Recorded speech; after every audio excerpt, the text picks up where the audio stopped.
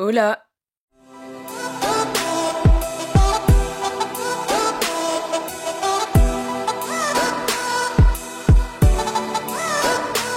Vous savez pas comment cette intro, elle m'a tellement manqué, vraiment, la prochaine j'en pouvais plus.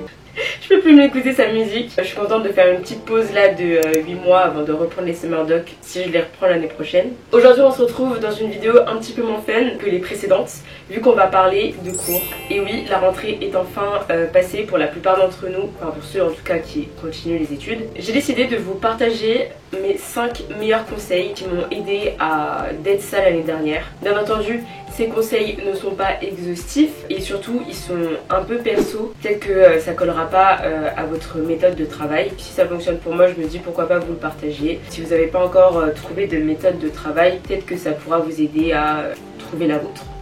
Alors sans plus tarder, on va commencer avec le premier conseil, d'avoir une bonne organisation. Vraiment les gars, l'organisation c'est la clé de tout. On ne peut rien faire sans une bonne organisation.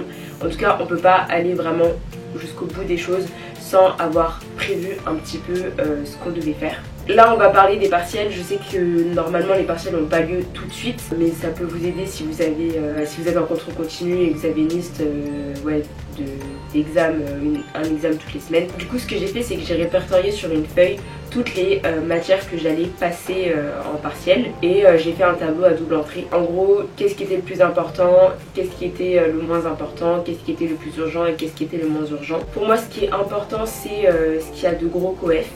Et ce qui est urgent, c'est ce qui arrive vite, forcément. Quand on a des grosses matières avec beaucoup d'informations, etc., c'est pas forcément important. Par contre, si on voit qu'on a un coefficient plutôt moyen, donc pas un petit coefficient, mais c'est pas non plus un énorme coefficient, ça peut parfois être urgent de commencer assez tôt les révisions pour pouvoir du coup tout apprendre. Une fois qu'on a fait ça, j'ai pris un cahier, noté tous les jours qui me restaient jusqu'à mon premier partiel ou même mon dernier partiel. Je me suis dit, ok, ce jour-là, je vais travailler ces 2 ou 3 ou 4 matières là. Perso, je préfère diversifier, faire en sorte que j'ai pas tous les jours toutes les journées ne se ressemblent pas. Je peux pas 3 jours d'affilée faire, imaginons, de la méca-Q juste après manger, parce que je sais que juste après manger c'est pas là où je suis le plus efficace. Si j'ai pas fini de faire mes fiches, je vais le faire après manger parce que ça me demande pas une très grande concentration. Mais si je veux m'exercer, faire des annales et tout, je sais que je vais plutôt les faire soit en début de journée, soit en fin de journée, parce que c'est là où je suis le plus concentré, le plus focus. Après, si vous voulez faire en mode tous les matins, cette semaine-là, je fais la même matière, après vous faites ce que vous voulez, mais il faut que vous arriviez la journée et que vous vous dites, aujourd'hui je vais faire ça, et voilà, j'ai pas besoin de réfléchir, je sais ce que j'ai à faire.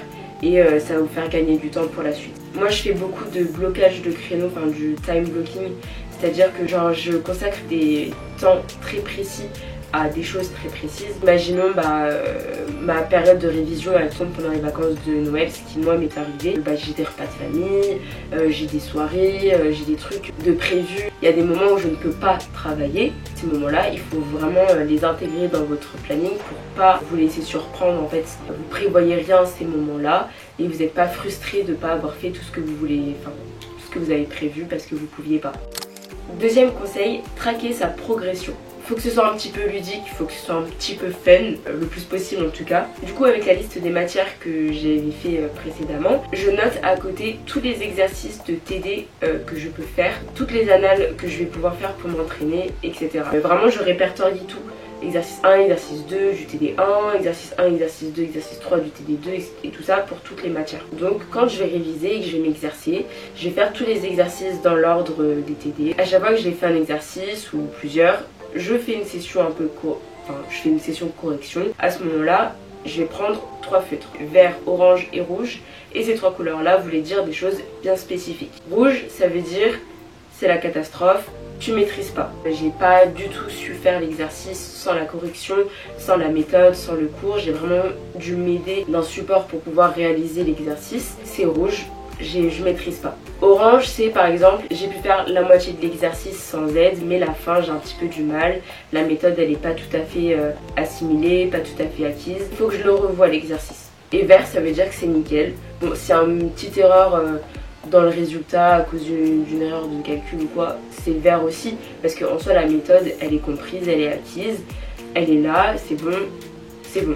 À ma prochaine session d'exercice, quand j'aurai fini de faire tous les exercices de tous les TD, je vais recommencer tous les exercices, mais cette fois-ci, je commencerai par les exercices rouges. Quand j'aurai fait tous les exercices rouges et qui se seront transformés en vert ou en orange, je ferai ensuite tous les exercices en orange, etc. jusqu'à ce que tout soit vert. Sachant que un exercice vert, on ne le revoit pas, à part si on a du temps avant le partiel. Si c'est acquis, c'est bon, il n'y a plus besoin de le revoir. Après, c'est pour ça qu'il faut être un peu honnête avec soi-même. On va pas tout mettre en vert parce que on estime que c'est bon. C'est vraiment, tu le sais, genre tu sais que si tu le fais une semaine plus tard, l'exercice tu sauras le faire. Troisième conseil, garder une bonne hygiène de vie. En période de partiel, moi c'est quelque chose que je fais dans la vie tous les jours, c'est que j'essaie au plus possible de me faciliter la vie. Ça peut être plein de choses. De créer des routines pour avoir des automatismes, pour plus avoir à penser à ce qu'on va faire après avoir fait quelque chose. Faut que ça roule, faut que ça roule, faut que ça roule. Faut gagner du temps là où on peut. Les prep meals, moi je kiffe faire ça et en vrai c'est un peu ce que je fais tout au long de la semaine. Un repas en grande quantité pour pas avoir à cuisiner tous les soirs. Ça vous permet de dégager du temps pour faire autre chose. Après si vous kiffez cuisiner et que c'est comme ça que vous vous détendez, en période de partiel il faut faire des pauses, je vais y revenir après. Bah faites-le. Très important, c'est de se fixer des limites. Je pense qu'arriver à un certain stade, à un certain niveau d'études, on se connaît. On sait ce qui fonctionne, on sait ce qui fonctionne pas. Le but, c'est de pas se mettre des bâtons dans les roues, mettre toutes nos chances de nos côtés. Si on sait qu'on fonctionne bien avec plus de 7 heures de sommeil, faisons en sorte d'avoir 7 heures de sommeil. Voilà, faut pas se mentir. Vraiment, tu dis à cette heure-ci, c'est vraiment mon heure de coucher pour pas abuser parce que demain, j'ai prévu de me lever à telle heure. Le sommeil, c'est archi important en période de révision. Ça vous permet déjà de fixer les notions, les informations que vous avez assimilées durant la journée. Ça vous permet de vous reposer, récupérer de la journée que vous venez de passer. Bah, c'est gage d'une bonne concentration. Vous allez passer une bonne journée ensuite parce que pas distrait pour un rien, parce que vous manquez de concentration, parce que manque de sommeil. Donc voilà, c'est que du bénéfice de dormir en fait. Pareil, le téléphone c'est notre pire ennemi. Une notification et c'est bon, on est perdu sur Instagram pendant 1 heure. Il y a une application que j'adorais avant, qui s'appelait Forest, et qui permettait de planter un arbre fictif dans une forêt fictive. Plus vous restez longtemps concentré, plus votre arbre est beau et grand. Moi ce que je kiffais faire, c'est me concentrer pendant 50 minutes, donc planter un arbre qui va grandir pendant 50 minutes. Pendant ce temps-là, je ne peux pas utiliser mon téléphone ou alors ça fait mourir l'arbre et c'est moche dans la forêt. C'est un peu une petite compète avec moi-même, avoir plus d'arbres que la veille. C'est super visuel, c'est comme le tracker avant là, de votre progression. Ça fait plaisir de voir que t'as tant d'arbres, t'as travaillé tant d'heures, etc. Bon, malheureusement, l'application est devenue payante. Tu peux que planter des arbres de maximum 30 minutes. Je suis désolée, je crois que vous entendez mon frigo. Je suis désolée. 30 minutes pour se concentrer, c'est pas assez. Il faut un petit peu de temps pour me mettre dans les tâches, genre 5-10 minutes. Si la pause elle est que 20 minutes après, j'aurais pas fait grand chose, j'aurais pas été énormément productive. Et en plus, je trouve que 5 minutes de pause, c'est juste le temps de faire pipi. Enfin bref, c'est pas assez pour moi. En parlant de pause, mon 4e conseil, c'est d'en faire. Il y a plein de types de pauses. Pour moi, à partir du moment où tu n'es pas à ta table en train de travailler, c'est une pause. Donc oui, je compte les pauses pipi comme des pauses de travail. C'est le temps de se faire un café, faire coucou à ton frère, ta soeur. Je kiffe me faire des playlists de vidéos de moins de 10 minutes parce que c'est mes pauses en fait. Je sais que quand la vidéo elle est finie, c'est que je vais devoir retourner à mon taf. Je peux lire un petit chapitre de ton livre. Mais qu'est-ce que j'aime ça aujourd'hui, vraiment les power naps. Je supporte pas les siestes d'1 heure, après j'ai un mal de crâne quand je me réveille, ça me nique ma journée. Tout est un prétexte pour faire des pauses. Vraiment je veux revenir là-dessus, mais quand vous faites votre planning de révision, il faut que vous incluez aussi vos pauses, si vous voulez faire des pauses de 1 heure, etc. Dernier conseil, et pas des moindres, exploitez toutes les sources qui sont à votre disposition. Les annales, parce que ça vous permet de voir ce qui a déjà été demandé les années précédentes, de savoir un peu le type de questions que vos profs vont vous demander. Contactez des anciens étudiants, ils vont peut-être vous fournir des informations capitales à votre réussite. Vous n'êtes pas obligé de vous faire des potes, mais c'est mieux.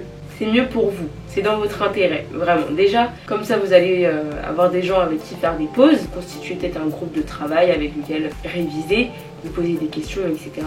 Si votre prof vous a donné des exos qu'il n'a pas traités en TD, si vous arrivez à les faire corriger par votre prof, c'est tant mieux. Si vous arrivez à comparer avec votre copine, plusieurs copines, plusieurs copains, bon bref, vos potes là, c'est cool aussi. Si vous avez des bouquins bah faites-les. Il y a les vidéos YouTube aussi si vous n'avez pas compris une notion. Et les gars, YouTube, internet, les gars, internet, mais c'est une mine d'or. Mais qu'est-ce qu'on attend pour en profiter? C'est trop con de réviser et de pas utiliser internet. Si vous avez un prof de merde là, il y a des indiens là qui font des vidéos qui sont incroyables. Et franchement, mais n'hésitez pas à demander de l'aide, que ce soit à vos profs, parce qu'ils sont là pour ça, à vos amis. Il y a forcément quelqu'un quelque part qui a la réponse à votre question. Et aussi les gars, ne soyez pas radins. Genre si on vous demande la correction d'un exercice, donnez-le. À part, ouais, vas-y. En vrai, ça fait un peu chier quand il y a une personne qui n'assiste jamais au TD et au cours et qui te harcèle pour avoir des informations, c'est chiant. Mais si c'est une fois de temps en temps, franchement, bah donnez la réponse. Genre, si t'as une anale, bah partage. On est potes ou on n'est pas potes? Parce que toi t'es bien content quand ton pote là il te donne, il te fournit ton anal, donc si toi t'en as en plus, bah vas-y, donne. Donne wesh. Écoutez, j'espère que cette vidéo vous aura plu. Je vous ai un peu donné des conseils quand même un petit peu bateau, mais j'espère quand même que ça aurait été une petite piqûre de rappel, un petit boost là avant la rentrée pour les appliquer. Si vous avez d'autres conseils à partager qui ont fonctionné pour vous, n'hésitez pas à les mentionner en commentaire. En attendant de vous lire, je souhaite une bonne rentrée à ceux qui ne l'ont pas encore fait. On va d'être ça, cette année c'est la nôtre. Objectif, bon peut-être pas majeur de promo, mais premier tiers, premier quart. C'est faisable, franchement c'est faisable. Avec un petit peu de bonne volonté, on peut tout faire.